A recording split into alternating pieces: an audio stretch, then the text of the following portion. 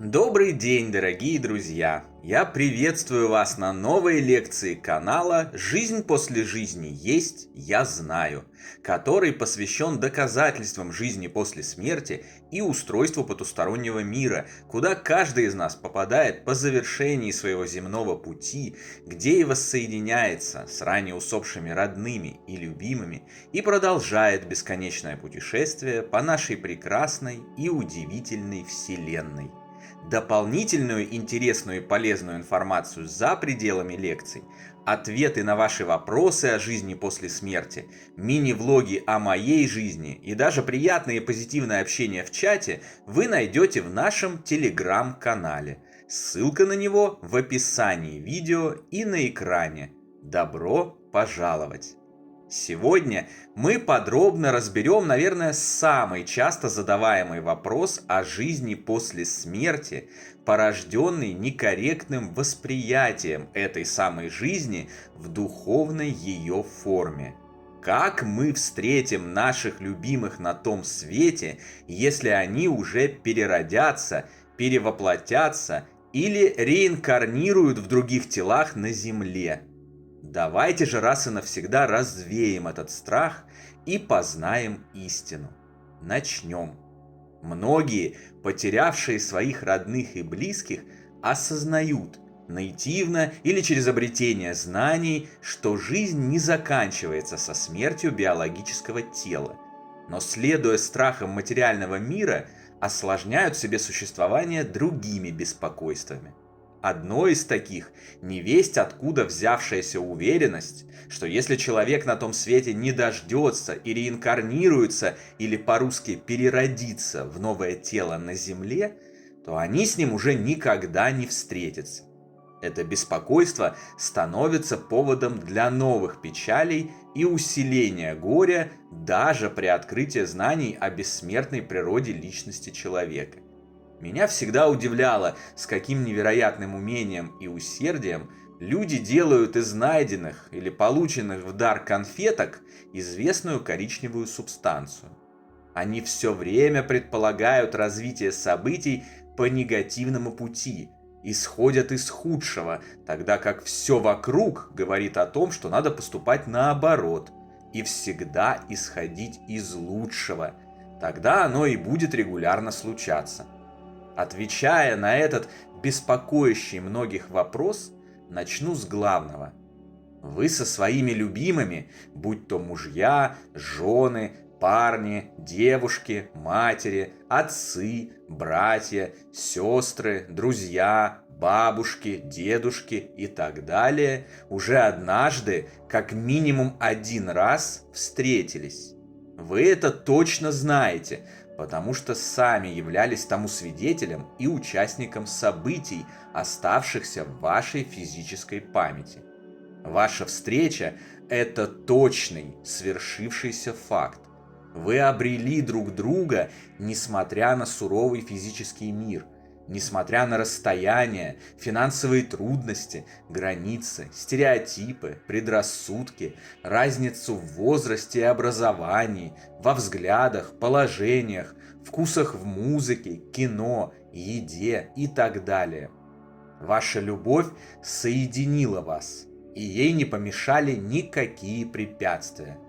Так почему же вы, уже став свидетелем этого чуда, все еще продолжаете сомневаться, не доверять ему и исходите для себя из худшего развития событий?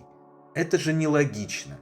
То, что произошло в материальном мире с его тяжелыми атомами, требующими огромных затрат энергии и времени для того, чтобы прийти в движение, разумеется, легко повторится в том мире, где материя гораздо легче и ажурнее, где всем легко и просто управляют мысль и желание.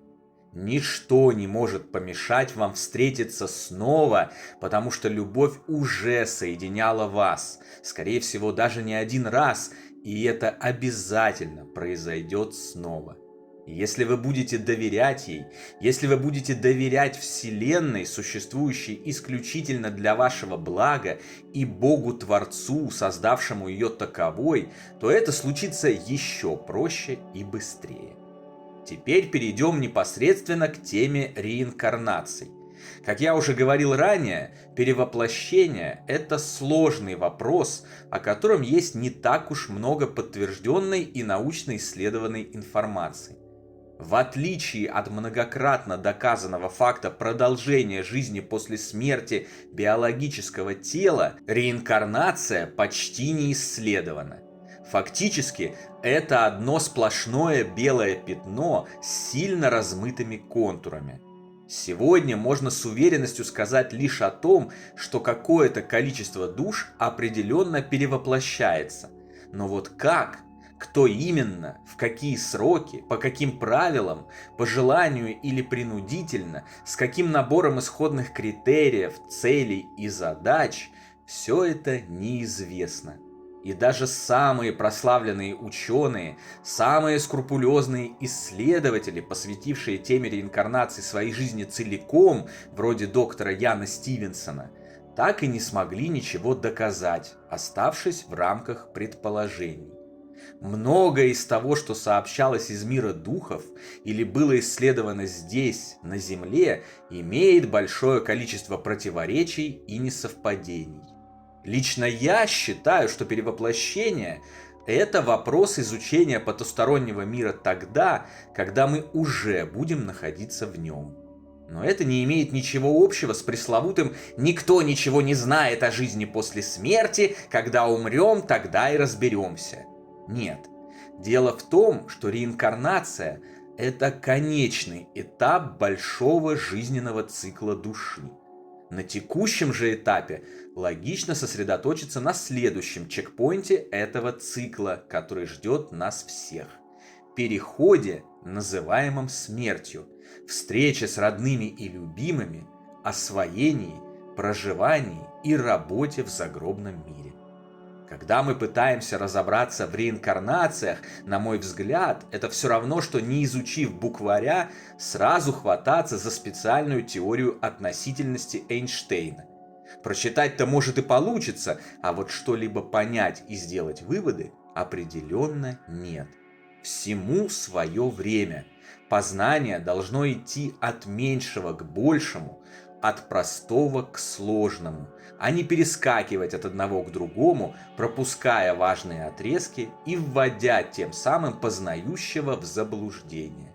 И все же, даже если оперировать теми расплывчатыми контурами познания о реинкарнациях, которые у нас есть, на заданный выше вопрос можно получить кое-какие утешительные ответы, которые показывают, что беспокойство совершенно излишне. Во-первых, существует большое количество совпадений в обобщенном массиве информации о потустороннем мире в том, что касается нахождения там души. Судя по всему, душа или сознание, личность, ваше высшее «я», как многомерное существо, в отличие от трехмерного физического тела, имеет возможность находиться сразу в нескольких местах и нескольких временах одновременно. Таким образом, сама сущность человека, его дух, никогда не покидает духовный мир, и его там можно встретить в любой момент, независимо от того, воплощен ли он сейчас на земле или нет. Когда бы мы ни прибыли на тот свет, наши родные и любимые души будут там. Многие представляют духовную компоненту человека не совсем корректно, как некую сущность из бесформенного тумана, запертую внутри биологической оболочки. Но дух – это не матрешка, сидящая внутри другой матрешки и способная находиться только там в один момент времени. Дух – это мысль и энергия, способная быть сразу повсюду и всегда одновременно. Вы можете убедиться в этом прямо сейчас, если своей мыслью перенесетесь в другую страну, другое время или даже на другую планету. Вы будете там, но вместе с тем продолжите своим телом находиться там, где вы находитесь сейчас. Это и есть главное доказательство того, что после утраты физического тела, при обоюдном желании встретиться с другим духом, мы всегда с ним встретимся. И нам не помешают ни земные года, ни расстояния, ни реинкарнации, ни что-либо еще. Во-вторых, есть большое количество совпадений еще в одном месте обобщенного массива информации. Такая информация сообщает, что души на протяжении своей вечной жизни работают в группах родственных, близких существ и по большей части воплощаются вместе, плюс-минус несколько десятков лет в человеческом исчислении. По завершении воплощения душа отправляется домой, в духовный мир, и ждет там прибытия остальных членов группы. Когда туда прибывают, то есть умирают на Земле, все остальные, группа сосредотачивается на анализе и изучении прожитых жизней и групповых взаимодействий, уясняет совершенные ошибки, обозревает достигнутые цели, делает выводы и фиксирует полученный опыт. Все вместе души также отдыхают между воплощениями и наслаждаются великолепной жизнью в потустороннем мире. Когда приходит время, группа снова собирается вместе, ставит задачи на будущие воплощения, определяет будущие взаимодействия, встречи, влияния. Затем, одна за другой, души начинают снова отправляться на Землю для того, чтобы прожить новые жизни и получить новый опыт. Следующий момент. Для окончательного утешения и успокоения давайте проведем мысленный эксперимент и предположим, что эта совпадающая информация, о которой я только что рассказал, все же окажется заблуждениями. И придя в духовный мир после завершения нашего воплощения, мы обнаружим, что наш родной и любимый человек уже воплотился в новое тело, и его на том свете нет. Но разве даже при таком раскладе что-то мешает нам подождать там его возвращения? Ждали ведь здесь, подождем и там, где время не имеет значения, а занятий и возможностей в бесконечность раз больше, чем на Земле. А еще разве мешает что-то и нам в этом случае отправиться в новое воплощение, чтобы вновь встретиться на Земле? Почему, представляя возможные расклады и конфигурации будущих событий, нужно обязательно мыслить категориями неисправимого конца, сосредотачиваться на том, что все будет плохо, встреча невозможна и ничего не получится? Существует масса вариантов для нахождения выхода, обретения счастья с родными, любимыми и близкими людьми даже в нашем тяжелом материальном мире. Было бы желание и стремление. Людей, пытающихся соединиться друг с другом, не останавливают ни разные континенты, ни границы стран, ни языки, ни разница в возрасте, в положениях и происхождениях, ни ненависть, ни общественные стереотипы, ни предубеждения. Разумеется, в духовном мире, обладая всеми его возможностями и инструментами, воссоединиться будет гораздо легче. Поэтому мой вам дружественный и искренний совет. Прекращайте заморачиваться о том, что что-то будет не так. Все будет так. Все будет прекрасно и замечательно. И в этой жизни, и в следующей, и между ними, и наяву, и во сне. Впереди счастливая встреча с нашими любимыми, великолепное время в духовном мире, новые цели, задачи и приключения. Так что продолжаем идти по текущему воплощению с гордо поднятой головой, выполняем все, ради чего мы сюда пришли, наслаждаемся каждой минутой и радостно ожидаем возвращения в наш замечательный духовный дом, где нас уже ждут и готовят самую невероятную вечеринку по случаю грядущей встречи. На сегодня это все, дорогие друзья. В качестве домашнего задания я попрошу вас взять за практику при рассмотрении какого-либо события или какой-либо ситуации исходить не из худшего варианта развития, а из лучшего. Например, грядет сокращение на работе. Переключите свои мысли с размышления о том, как вы будете искать работу, не доедать и экономить каждую копейку, на позитивные представления, что вас это сокращение не коснется, и даже наоборот, вам повысят зарплату.